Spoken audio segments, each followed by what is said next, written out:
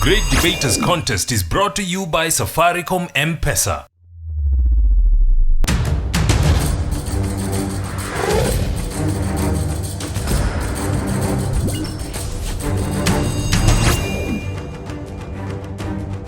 We have made the lovely Kakamega County our temporary home so as to bring you some thrilling debates. Welcome to the Great Debaters Contest. I am Mariam Bishar. And I am Austin Nyumbok. St. Martha's Mwitoti versus Kakamega High. The motion is the 1/3 gender rule is discriminatory. Who will be the victor? Proposer number 1, you have 3 minutes to blow our mind. My name is Aswani Sheldon Emali, a student of Kakamega School, standing before you here today to propose this motion that says the 1/3 gender rule is discriminatory. But then comes the question, what is the 1/3 gender rule? The rule itself is coined from Chapter 7, Part 1, Article 81, Clause B of the Constitution of Kenya. And it states, not more than 2/3 of the members of public elective bodies shall be of the same gender. But then comes the question again, what's gender? Gender is the state of being either male or female. I'm male, some of you are female. That's our gender. What do we mean when we say this rule is discriminatory? This rule, when we say it's discriminatory, we mean that this is being unfair or treating a group of people or a person indifferently with others as compared to others. This rule is discriminatory to both sides, either the male or the female. It's either in regard to which side it's favoring. For example, if it's favoring the man, then it is discriminatory to the female side. And if it favors the female side, then towards men, it is discriminatory. What's democracy? This is the rule of the people, by the people, and for the people. The Constitution itself states that all public elective bodies, the slots shall be assigned to people using the elected method. Let's say we have already elected. Do we mean that if a certain gender is not represented exactly to the 2,000, let's say a third, should we drop some of the other gender so that you can fit in the others of the different gender so as to acquire these? I believe this goes against the constitutional mandate of you citizens of Kenya. We're supposed to elect, it's our say, our leaders, people who rule us. I say this rule supports chronism. And I ask, what's chronism? Chronism, I can say this, people will try to elect or nominate people who they feel are their allies, political friends, religious friends, into those public offices for their own gains. I ask a question. You as a Kenyan citizen, above 18 years of age, you have the identity card, you're supposed to vote and choose who should rule you, and not a rule imposed in this, not a rule should decide who will rule you. Thank you. We'll now have the opposition give us their opening statements. You have 3 minutes. I'm Baraza Ezra from St. Martha's Mwitoti Secondary School. Ladies and gentlemen, I wish to strongly disagree with the argument of our brothers from Kakamega High School. I want to say this, that 1/3 gender rule at all costs is not discriminatory. 1/3 gender rule at all costs, I want to say it is not discriminatory. Why should I say so? Gender is a range of characteristics pertaining to and differentiating masculinity and femininity. So when we talk about gender, it's a set of characteristics differentiating between masculinity and femininity. And therefore, gender equality is the key principle underlying the protection of women's rights. Gender equality is the key principle underlying the protection of women's rights. Therefore, I want to strongly oppose this motion by saying that 1/3 gender rule is not discriminatory at all costs. I have heard my friends say that democracy. When you talk about democracy, the issue of electing dear ones, electing representatives, I am saying it is not discriminating or favoring any other community, because I want to believe that every gender is given power to be involved into elections. Therefore, it is not discriminating. There is nowhere in the Constitution where a certain gender is only allowed to participate in democracy and the other one is not allowed. Therefore, I want to say this, that every gender can come up and participate in democracy, and therefore, at all costs, it is not discriminatory. What happens is that perhaps one gender may not be willing to participate in elections or to participate in appointments. And two, I want to say this, that the problem is that one gender is not discriminated. Why do I say this? It is because, look at this example. Only one gender is unwilling to participate. For example, we had elections in Kabete recently, and we discovered that only male applied to the Commission of Elections, as they were willing to become members of parliament. And therefore, when the elections were there, only members were voted for. Where were women? Therefore, if women sit aside unwilling to participate in elections, that one does not guarantee us right to say that it is discriminatory. What we say is that one gender is unwilling to participate, not that one gender has been discriminated. Because I am sure the IEBC Commission never at all costs say that women should not apply. Therefore, they are just unwilling. We'll now hear rebuttals. Proposers, you have 3 minutes. It's good to clarify this. Gender is not all about women. Gender is both female and male. And this rule, it is discriminatory depending on if we're having more males being favored, then the females are the ones disadvantaged. If you're having more males favored, more females favored, then the males are the ones who are going to be disadvantaged. Now, logically, how can we say that the members of a particular gender have refused to vote?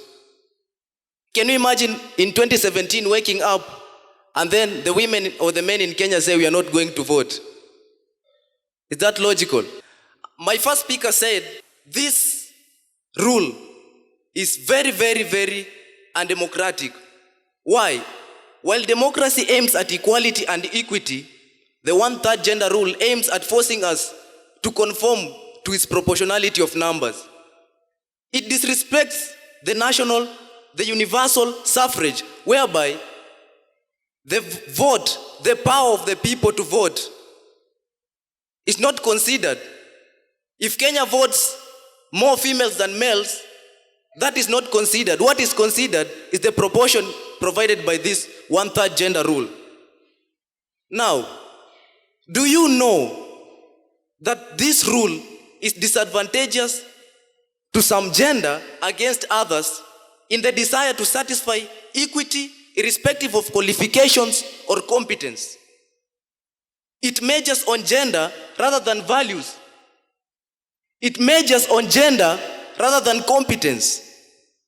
It measures on gender rather than credibility for any given elective public body. And it's not only elective, it is also very biased to any appointive public body.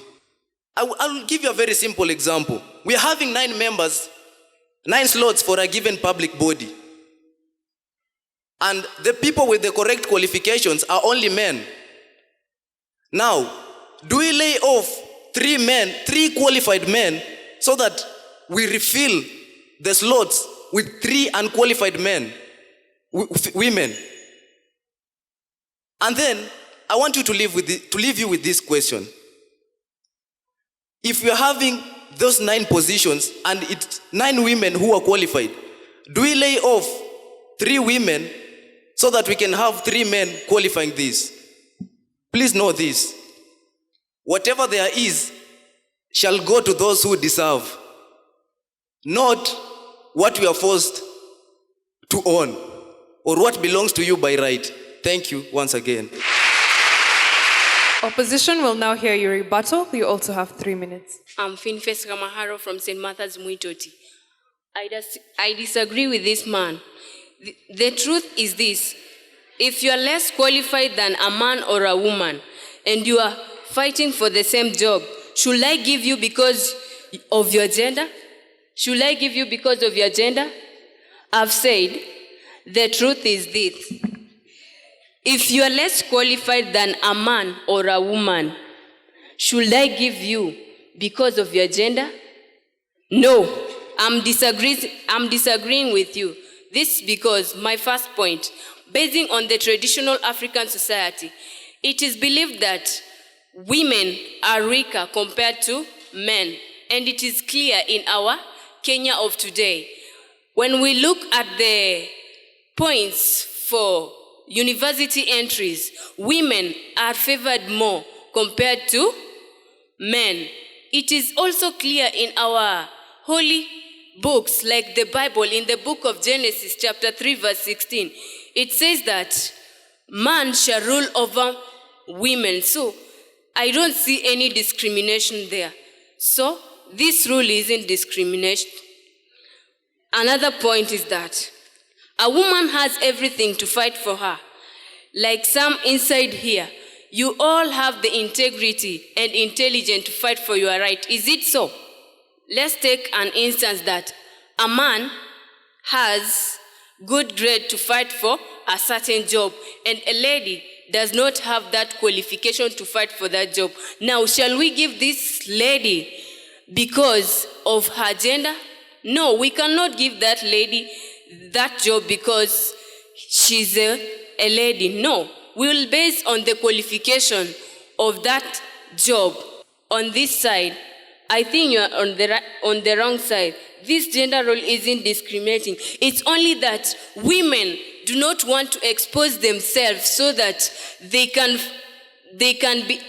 want to expose themselves to fight for this position. Let's take, for instance, in the parliament. Women do not want to expose themselves so that they can take part in the parliamentary system. Let's take, for instance, how many women are senators in this Kenya? None. How many governors are women in this Kenya? None. Why? Because they don't want to fight for their rights. They do not want to take part in those places. Now why shall we give them? Because they are women? Thank you.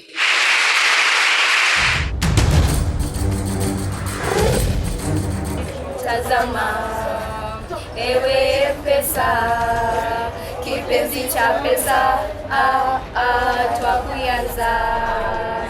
Tukikutazama, ewe pesa, kipenzi cha pesa, twakuyanza.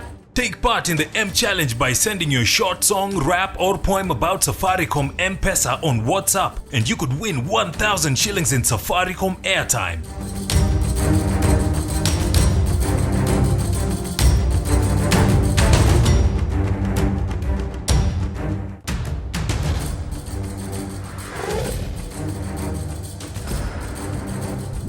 The debaters have been given questions from the audience. They will be responding shortly. The proposition have been asked what they would do in the event that someone was ineffective, yet they were unwilling to do the job which they were given. And of course, the opposition have been asked, is it okay for women to stand aside and let men take over while the Bible is for them? We'll now have the debaters respond to the questions.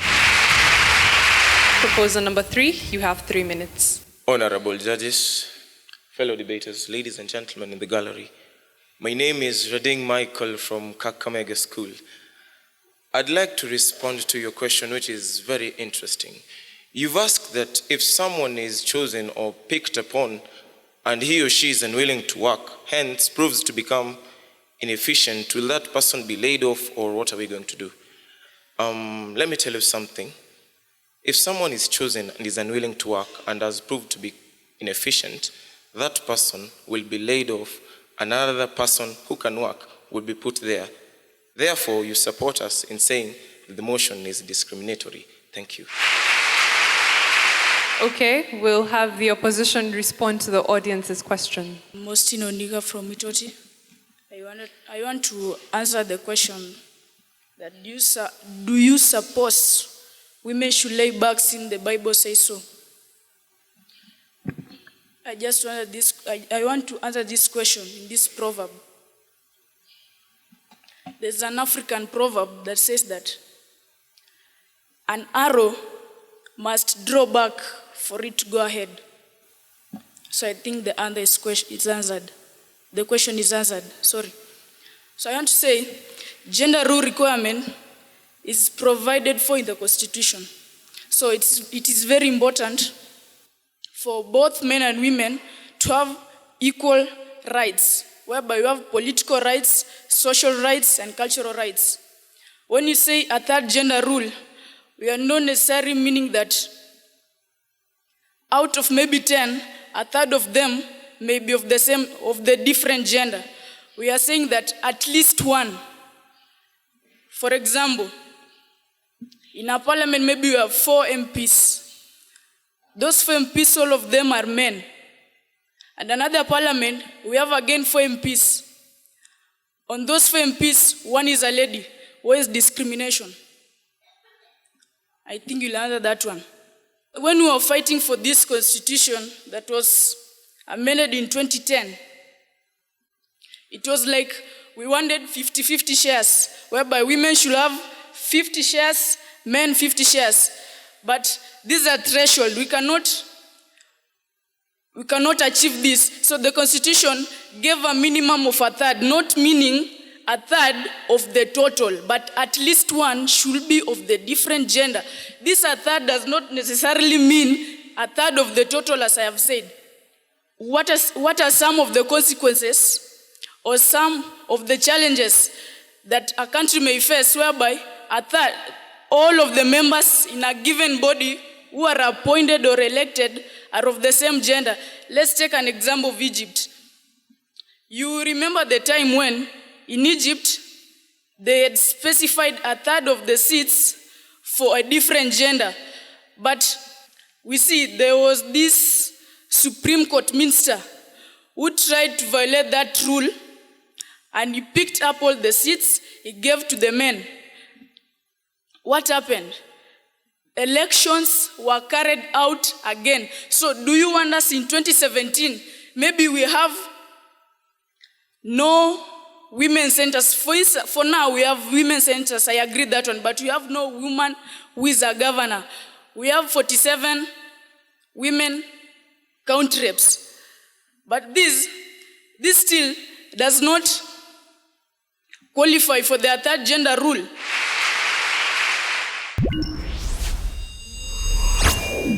We'll now hear closing remarks, beginning with the proposers. You have 1 minute.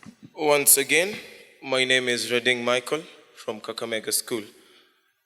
First of all, I'd like to correct the second speaker.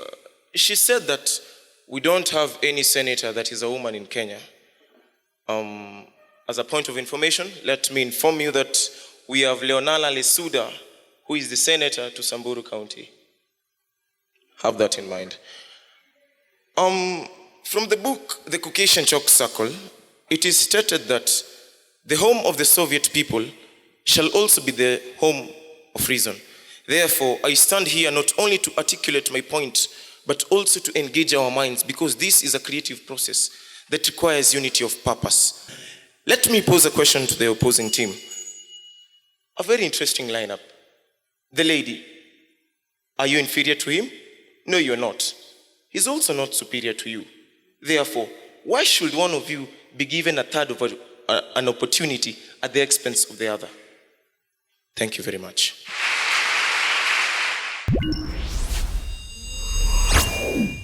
Opposition, you also have 1 minute for your final remarks. Thank you so much. I'm still Baraza Ezra from Mwitoti. I wish to say this, kindly, ladies and gentlemen. Our brother has said that there is nobody who is superior, and therefore he asked me a question: why should one be given a third and the other one 2/3? I wish to ask you a question. If there is nobody superior and there is nobody willing to take that position. Should we leave it bending? We need to give hope to both genders, and we need to encourage competition. I want to strongly disagree that 1/3 gender is discriminatory. I am saying this, and I'm saying this, that at least 1/3 gender is not discriminatory because at least there is a representation. I want to say this, it is a starting point for the weaker gender. It is a starting point, and I want to inform you that now that it is a starting point, perhaps in the future the gender proportion shall rise up. For example, in Rwanda, it started with a low representation. Then as we speak now, it is at 56% representation of women. Therefore, I want to strongly disagree that this law is not discriminatory in any way or in any form. Thank you.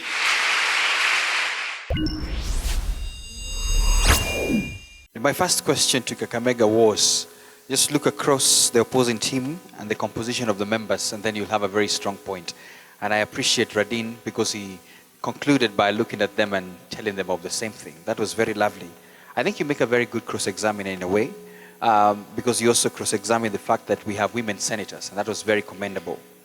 Nganga, you also come in very well. I think you understood your role as well, and you know, the first thing is that you're strikingly smart when you come to the stage. You know, just looking at where your tie is compared to the others, you know. Very good cross-examination. I like the fact that you simplified the motion and brought it home. And your mastery of topic was very well understood because you could confidently argue out your points. Aswani as well, very composed, well-explained terms. I love the fact that you also invoked the Constitution. And, you know, just your appearance, the way you come on board, just check on that. But nonetheless, you're very good as well. All the best to the two teams. St. Martha, Austin, you need to work on your delivery and you need to work on your economy of words. You know, in a debate, the moment you come with volume of words, you easily lose your audience. So try and be simple, be clear, be precise and concise for good delivery. Ezra, you appealed to block ones, that is the rights of women. But apart from that, what else did you table in support of the motion? And you repeat yourself a lot, especially I want to say that I want to phrase can easily be omitted. Work on your delivery, work on your language, so that when you're doing your submission, it becomes easy. Nonetheless, I saw passion in you, and passion is one of the things that we credit for a debater. I said in overall, a fairly good submission. To the two teams, it was a fair debate, only that if we see more teamwork and more logic in support of the motion, then you can be credited more. But on the side of Kakamega High, I saw logic fairly well. But on the side of St. Martha, there was a lot that you could do in order to boost your presentation. If I was on the opposing side, the question I would ask you is, if you say this rule is not discriminatory and it is, women, and you really demonize women, in your presentation, if it is not discriminatory, then what are the provisions in place that assure both gender that when they're applying or, standing up to be elected into some of these provisions, that it is fair? And the reason why the rule came into place was not so much for women, but for either gender. Because there's no level playing field. And so to take care of some of those interests, for example, we have 47 counties and they all have senators who are all men. But to be able to take care of that, there are 16 elected or nominated senators by their parties in order of their relative strength. And that provision is there to be able to take care of some of those areas where, the level playing field has not, the playing field has not been evened, so that it gives both gender an opportunity to stand up and be elected, or, to be appointed. St. Martha's, Mwitoti. The judges awarded you 60%. Please give them a round of applause. For our hosts, Kakamega High School, the judges awarded you 68.3%. You are our winners for the debate. We'd like to congratulate Kakamega High for the wonderful job and the great debate. From all of us here at Kakamega High School, we'd like to thank you for watching the Great Debaters Contest. Remember to follow us on Twitter @GreatDebatersEA. And of course, our thanks go out to Safaricom M-Pesa and to KBC Channel 1. Keep watching. I have been your host, Mariam Bishar. And I am Austin Nyambok. Stay tuned.